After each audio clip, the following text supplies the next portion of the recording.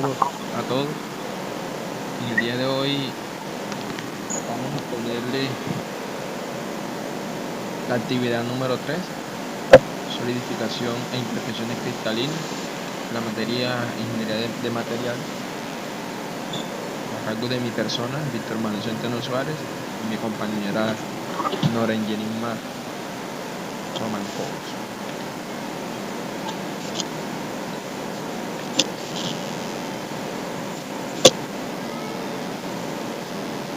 Solidificación en metales. Es un proceso físico que consiste en el cambio de estado de la materia del líquido a sólido. Los productos metálicos se originan en una primera etapa en estado líquido, luego del cual se pasa al estado sólido mediante moldes o por colada continua. El proceso de solidificación es determinante para la calidad del producto final, porque si el material queda defectuoso en esa etapa, será muy difícil efectuar las correcciones en el procedimiento posterior.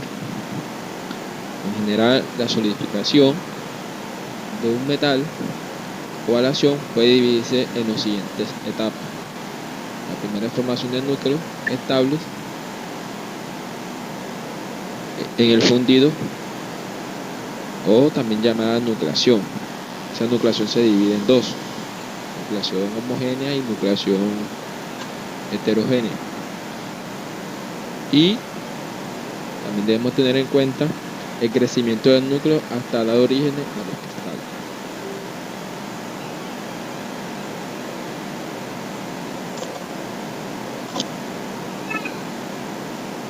Primeramente, definiremos qué es la nucleación. Es la formación de una nueva fase en un punto dado del sistema. En el caso de la solidificación, esto corresponde a la formación de un pequeño cristal rodeado de un líquido. Una vez formados los núcleos, un cierto grupo de ellos crecerá. Podemos distinguir dos tipos de nucleación: la homogénea. Se considera en primer lugar la nucleación homogénea porque es el caso más simple de la nucleación. Esta se da en el líquido fundido cuando el metal proporciona por sí mismo los átomos para formar los núcleos. Cuando se enfría un metal puro por debajo de su temperatura de equilibrio de solidificación de un grado suficiente, se crean numerosos núcleos homogéneos por movimiento lento de átomos que se mantienen juntos. La nucleación homogénea requiere habitualmente un elevado grado de sobreenfriamiento. Para que un núcleo estable pueda transformarse en un cristal, debe alcanzar un tamaño crítico.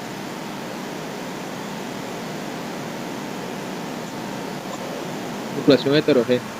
Se denomina de este modo a la nucleación que se produce en un líquido bien sobre la superficie del recipiente que lo contiene, bien sobre alguna impureza insoluble que se encuentre presente o sobre otras materias estructurales que reduzcan la energía libre crítica requerida para formar un núcleo estable.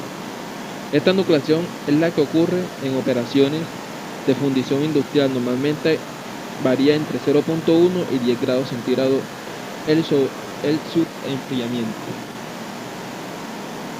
Para que esta se produzca, el agente de nucleación sólido debe ser mojado por el metal líquido. Además, el líquido debería poder solidificar fácilmente sobre el agente de nucleación. La nucleación heterogénea tiene lugar sobre el agente de nucleación porque la energía superficial para formar un núcleo estable sobre este material es más baja que si el núcleo se formara sobre el propio líquido puro. Al ser menor, el cambio de energía libre total para la formación de un núcleo estable deberá ser también menor, y el tamaño del radio crítico del núcleo será menor.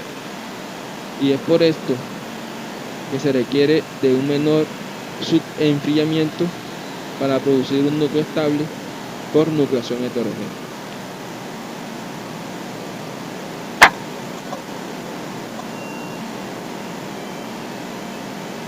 Crecimiento de cristales. El crecimiento de los cristales se inicia en los centros o núcleos de cristalización, en el metal líquido. No puede ser uniforme a causa de los diferentes factores de la composición del metal, la velocidad de enfriamiento y las interferencias que se producen entre ellos mismos durante el proceso de crecimiento. La forma de crecimiento de un sólido en un líquido depende del gradiente de temperatura delante de la interfaz sólido-líquido. Como se señaló anteriormente, para producir solidificación es necesario sobreenfriar el líquido bajo la temperatura de fusión.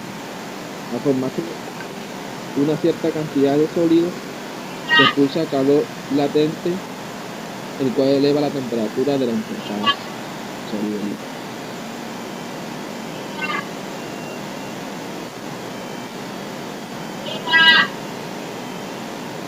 Soluciones sólidas metálicas. Es una solución en estado sólido de uno o más solutos en un solvente. Tal mezcla es considerada una solución en lugar de un compuesto siempre que la estructura cristalina del disolvente permanezca sin cambios, al ser sustituido un átomo por los átomos de soluto.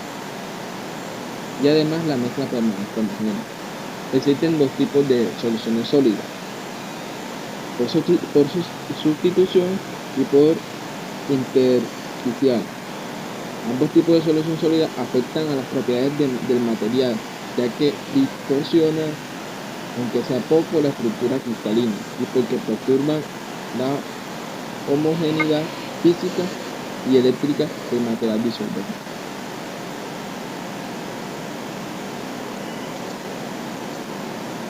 Tipo de soluciones sólidas. Como mencioné anteriormente, la solución sólida sustitucional y la solución sólida intersticial. La sustitucional. El átomo o ion del soluto ocupa el lugar de los átomos o iones del solvente. En las soluciones sólidas de sustitución, los átomos de soluto o impureza sustituyen en términos de posición a los átomos de la matriz.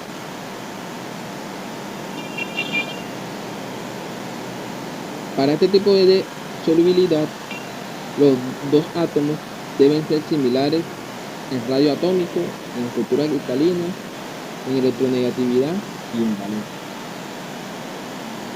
Las soluciones sólidas intersticial, el átomo o ion del soluto se coloca en el intersticio de la celda unitaria del solvente.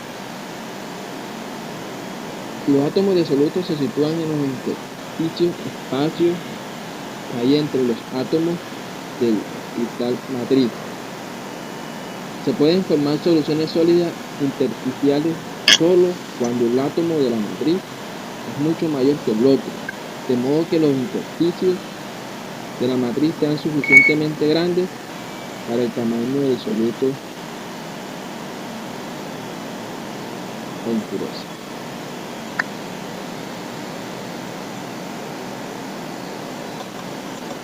Ahora vamos a hablar de los defectos en cristalino. Estos defectos son cualquier perturbación en la periodicidad de la red de un sólido. Básicamente no van a haber sólidos perfectos como modelos ideales, pero vamos a analizar un ejemplo como el de la imagen. En la parte izquierda podemos ver una estructura perfecta, pero en la parte derecha podemos ver ciertas variaciones, como vacancias, que es un espacio en blanco, ese átomo intersticial, que es el pequeño sombreado, y el grande, que es un átomo sustitucional. Se pueden definir estos efectos en cristalinos si son intrínsecos, es decir, propios del material. Un ejemplo de ello es el cloruro de sodio, que presenta efectos al estar traducidos en vacancias de iones de sodio o de cloro. Y otros que son los extrínsecos, que presentan impurezas, es decir, una especie química ajena a los componentes originales de la red que se posiciona dentro de estas. Un ejemplo muy claro de ello es el rubí o la esmeralda, que puede presentar impurezas por cromo, y este cromo le genera un color rojo o verde. Ahora vamos a analizar los defectos en cristalinos de acuerdo a su dimensión. Entre estos defectos tenemos los defectos puntuales. Esa básicamente es una definición bastante general y al punto. Vamos a analizar un ejemplo. En una estructura cristalina ordenada y perfecta, todos los puntos azulados deberían estar alineados, pero algunos de los puntos azulados pueden estar ausentes, lo cual se observa por la presencia de un espacio vacío, lo que se llama una vacancia, o como se muestra en la imagen, una vacante. Si la formación de dicha vacancia se debe al desplazamiento de un punto azulado de su sitio original, tendremos un par de Frenkel, uno de los principales tipos de defectos puntuales que existen. El punto azulado movilizado se sitúa ahora en una posición intersticial de color verde, como la que se muestra en la imagen. Estos defectos puntuales se pueden producir por procesos de solidificación, deformación plástica de metal, enfriamiento rápido o bombardeo de partículas energéticas tales como los neutrones. Estos defectos puntuales, como se puede observar, se dividen en vacantes, que es la falta de un átomo de donde debería estar, y los intersticiales, que es que un átomo ocupa un lugar menos abundante.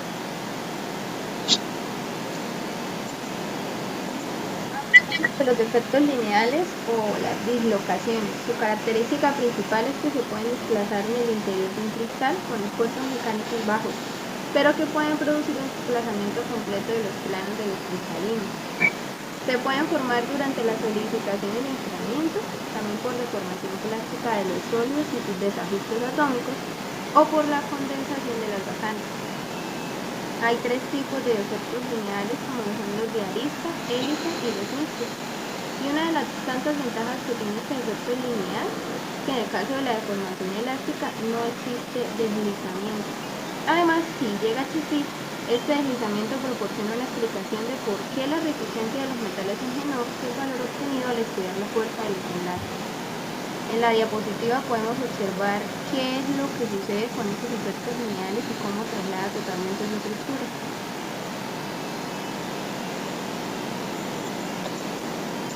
Ahora hablemos de los defectos superficiales. La superficie del material es un defecto de la estructura cristalina porque se rompe la simetría con los átomos entrelazados. Los átomos que se encuentran en la superficie, como bien sabemos, tienen enlaces químicos no completos y eso los hace más reactivos. Esos enlaces incompletos son los causantes de que algunos metales se nos oxiden cuando se encuentran expuestos al medio ambiente. Los principales defectos de esta superficie, pues sabemos que son la superficie, porque se irrumpen el enlace atómico, ya sea por procesos como el desgaste, el corte o el maquinado. Estos defectos de superficie se pueden dividir en tres, como son los límites de grano. Su formación sucede durante el proceso de solidificación por cristales formados a partir de núcleos y semillas que crecen simultáneamente. 2. La superficie del material, que es el término final de la estructura del cristalino del grano. Presenta una discontinuidad abrupta de la estructura regular cristalina y además, si tenemos en cuenta que la superficie es rugosa o porosa, contaremos con irregularidades adicionales. Y finalmente, con los planos de macla, que su formación sucede durante procesos de deformación o en tratamientos térmicos donde se producen materiales poco deformables plásticamente.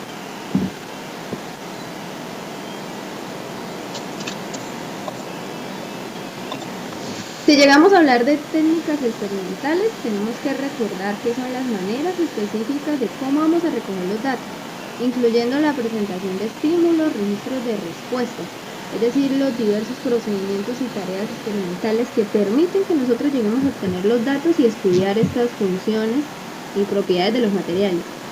Entre esas tenemos tres principales. El primero, que es el método microscópico. Es una técnica que admite un aumento mucho mayor que permite la generación de una imagen en 3D para analizar cada uno de sus detalles. 2. El método electroquímico, que se basa en la medida de una magnitud eléctrica de intensidad de corriente, la que comprende potencia, resistencia, conductividad y carga. Y finalmente, la voltaperometría cíclica, que es una técnica utilizada para el estudio de una alta gama de propiedades electroquímicas de un sistema. Ahora vamos a hablar de la importancia de estos temas en la ingeniería industrial.